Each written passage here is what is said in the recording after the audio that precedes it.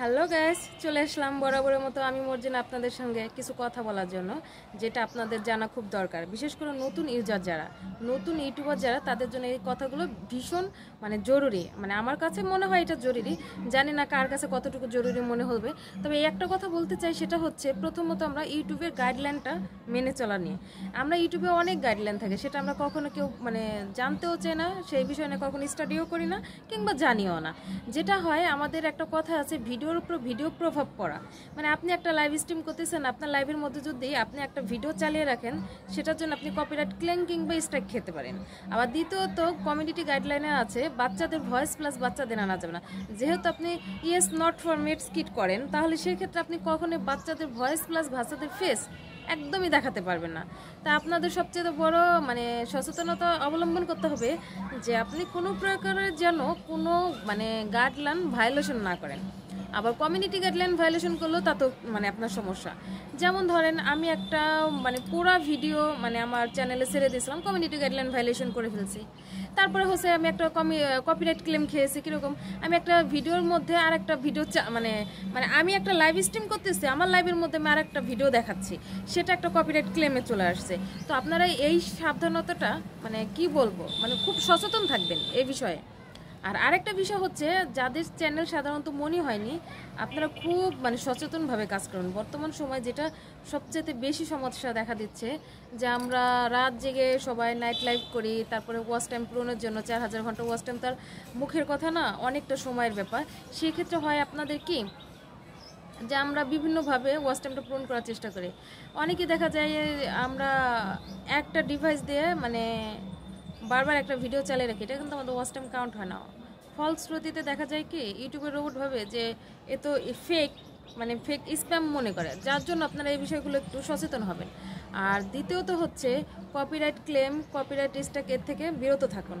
কোনোভাবে যেন আপনার চ্যানেলে কপিরাইট স্ট্রাইক কিংবা কপিরাইট ক্লেম যেন এর একটা দাগ বা চিহ্ন প্রভাব যেন না পড়ে। তাহলে আপনার চ্যানেলটা ঘোড়ার বেগে, ঘোড়া যেভাবে দৌড়ায় সেই রকম দৌড়াবে। তো আমার কথাটা কি বুঝতে পারছেন আমি আপনাদের কি বোঝাইতে চাচ্ছি? Copyright strike plus copyright claim কিংবা কমিউনিটি গাইডলাইন ভায়োলেশন, এই তিনটা জিনিসের একটা জিনিস আপনারা ভুল করবেন না। প্রথমত কি, কমিউনিটি গাইডলাইন, দ্বিতীয়ত হচ্ছে কপিরাইট ক্লেম, তৃতীয়ত হচ্ছে কপিরাইট স্ট্রাইক। এই তিনটা জিনিস যদি আপনার আইডিতে না থাকে, তাহলে মাস্ট বি আপনার চ্যানেলটা মনিটাইজ হবে। আর আরেকটা কথা হচ্ছে, আমরা প্রতিনিয়ত যে কাজগুলো করে থাকি, সেই কাজের মাধ্যমে কিন্তু আমাদের ইনকাম হয়। আর সেইটার জন্য আমাদের অবশ্যই সচেতন হওয়া উচিত, যে বিষয়টা নিয়ে আমাদের ইনকাম হচ্ছে কি হচ্ছে না। এখন আপনি একটা ভিডিও কষ্ট করে মনে করেন বানানোর পরে, যদি আপলোড করার পরে ওটার দাবিদার যদি অন্য কেউ হয়ে থাকে, তাহলে আপনার কেমন লাগবে? যে আপনার ইনকামটা সে নিয়ে নেবে, এটা কি হবে? সবসময় আপনারা চেষ্টা করবেন নিজেদের ভয়েস প্লাস নিজেদের ফেস ইউজ করার জন্য। নিজেদের ফেস প্লাস নিজেদের ভয়েস যদি ইউজ করেন, আপনার চ্যানেলটা খুব দ্রুত গ্রো করবে। আর এর জন্য আমি বলি আপনাদের একটা কথা বারবার, যে সবসময় নিজের কন্টেন্ট ক্রিয়েট করবেন, নিজের মতো করে করবেন। প্রত্যেকটা মানুষের তো যার যার মতো করে এক একটা নিজস্ব প্রতিভা আছে। আপনার যে গুণটা ভালো, যেরকম প্রতিভা আছে, ওটাই কাজে লাগান। আর সবাই যে সবটা পারবে সেটা না। এখন আপনি যেটা পারেন, যেদিকে আপনার দেখা যাচ্ছে যে বিষয়টা হচ্ছে, যেদিকে আপনার প্রতিভাটা আছে সেটাই। কেউ ফানি ভিডিও করতেছে, কেউ গানের ভিডিও করতেছে, আবার কি টেক ভিডিও বানাচ্ছে। এখন আপনার ঠিক এরকম তো অনেক ধরনের ক্যাটাগরি আছে, আপনি ঠিক কোন দিকে পারদর্শী সেটাই করুন, আর সেটাই করা উচিত। কিন্তু অন্যের ভিডিওগুলো আপনারা কেউ কপি করবেন না। এটা হয় কি, যদি মনে করেন একটা কপিরাইট ক্লেম কিংবা কপিরাইট স্ট্রাইক চলে আসে, তখন কিন্তু আর কিচ্ছু করার থাকে না, তখন আপনি আপনার চ্যানেলটা রিচ ডাউন হয়ে যাবে। এই তিনটা ভুল করার কারণে আপনার চ্যানেলটা চিরদিনের জন্য বরবাদও হয়ে যেতে পারে। এরকম অনেকেরই আছে, আপনারা বিশ্বাস করবেন কিনা জানি না, অনেক চ্যানেল এরকম মনে করেন ভ্যানিশ হয়ে গেছে, টোটালি ইউটিউব তাদের চ্যানেলটা ডিলিট করে দিয়েছে। তাই আমি বারবার বলতেছি, আপনারা সময় থাকতে সচেতন হন। বিশেষ করে নতুন ইউটিউব ইউজার যারা, তাদেরকে বারবার একটা বিষয় সচেতন করতেছি, সেটা হচ্ছে নিজেদের ফেস, নিজেদের ভয়েস, নিজেদের কন্টেন্ট ক্রিয়েট করেন, দেখবেন আপনার চ্যানেলটা মানে 100-100 মানে গ্রো করবে। আর আরেকটা বিষয় হচ্ছে আপনি যখন ভিডিও আপলোড করবেন অবশ্যই এসইও করবেন। প্রতিদিন টাইমলি নিজের একটা, আপনি তো জানেন আপনার ভিডিও আপনি কোন টাইমে ছাড়লে আপনার ভিউজটা বাড়ে, সেই টাইমে ছাড়ার চেষ্টা করবেন। আর বিশেষ করে একদিন পর পর আপনি একটা লং ভিডিও ছাড়ার চেষ্টা করবেন। তাহলে দেখা যায় কি আপনার চ্যানেলের শর্ট ভিডিওর পাশাপাশি লং ভিডিও ছাড়লে আপনার ওয়াচ টাইম পূরণের সাহায্য হয়, মানে অনেকটা হলেও সাহায্য হয় আর কি। আবার দ্বিতীয়ত যাদের চ্যানেল সাধারণত মনিটাইজ হয়ে গেছে তাদের তার কোনো কথা নেই, মনিটাইজ হয়ে যাওয়ার পরেও কিন্তু চ্যানেলের অনেক কিছু মানে ক্রাইটেরিয়া থাকে, সেগুলো পূরণ করতে হয়। যেমন মনে করেন যে আপনার মনিটাইজ হওয়ার পরে $10 কমপ্লিটের জন্য 3 মাস টার্গেট দেয়। এই 3 মাসের মতো আপনি যদি টার্গেট না ফিল আপ করতে পারেন তাহলে দেখা যায় কি আপনার চ্যানেলটা মানে ওরকমভাবে আর গ্রো করে না, অনেক সময় ডিসমিস হয়ে যায় কারো কারো ক্ষেত্রে। তো সেজন্য এই জিনিসগুলো আপনারা সবাই ফলো করবেন, যেন আপনারা কাজ যেভাবেই করেন, যেভাবে কাজ করেন, সবচেয়ে বড় কথা হচ্ছে মানে সচেতনতার সাথে করবেন, কারণ সচেতনের কোনো বিকল্প নেই। আমি যেমন একটা ভুল করে আমার চ্যানেলটার মনে করেন 12টা বাজিয়ে ফেলছিলাম, এক কথায় মানে আমি প্রচুর আপসেট ছিলাম। আমার একটা লাইভ স্ট্রিমে আমি একটা আমার ল্যাপটপে আমার একটা ভিডিও চালিয়ে রেখেছিলাম, সেই ভিডিওটা কপিরাইট ক্লেম আসে, যার জন্য 248টা টেরিটরি আমাকে ব্লক করে দেওয়া হয়েছে।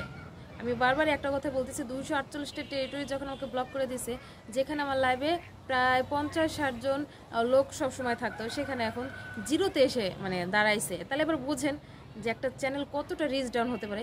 আমি একটা শর্ট ভিডিও ছাড়লে দেখা যেত যে 37,000 38,000 ভিউজ হচ্ছে, মানে মিনিমাম সর্বনিম্ন 10,000 12,000 এরকম ভিউজ হতো, সেইখানে এসে 1,000 টান টান, কোনোটা 900 700, মানে কি একটা অবস্থা।